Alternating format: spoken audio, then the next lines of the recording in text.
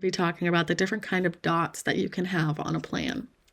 For this section, I'm going to exist in a blank space, so blank landscape. So you can see here that there are multiple different kinds of dots that can be used. To be able to see any of these dots, these windows need to be selected. So you can see that these blue dots are called space dots, and in them can contain information about a space, their use, photos, and assets.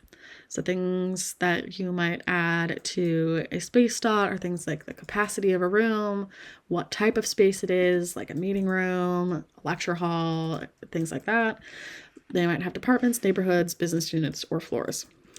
Then during activity analysis, what you would see here is the kinds of use that are happening in the space. That data is collected separately during activity analysis data collections. And then if you take any photos of that space, they will be loaded here. Then there are notabenes, note dots, that can be used to communicate with your team, questions, or things that you want to remember about a certain place or an area within a floor plan.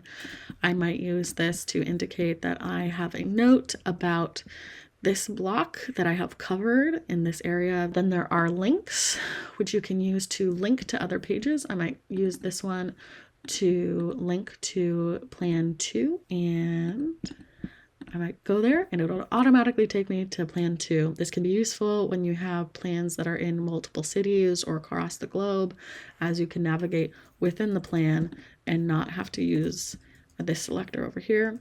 Then there are equipment dots.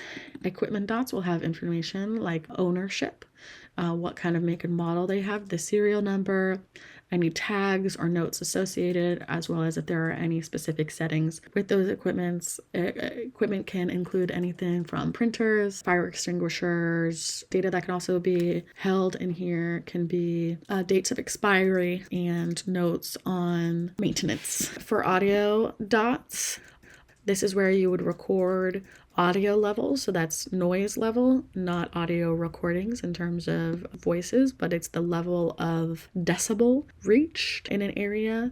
You can add notes and where that location might be, just in case the dot gets moved, in a team.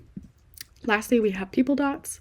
People dots often can be used for seating charts or working out different layouts for a space. And people dots can contain photos and assets. And those assets can be linked to equipment dots. And these people dots can contain different employee data that may be relevant to the individual.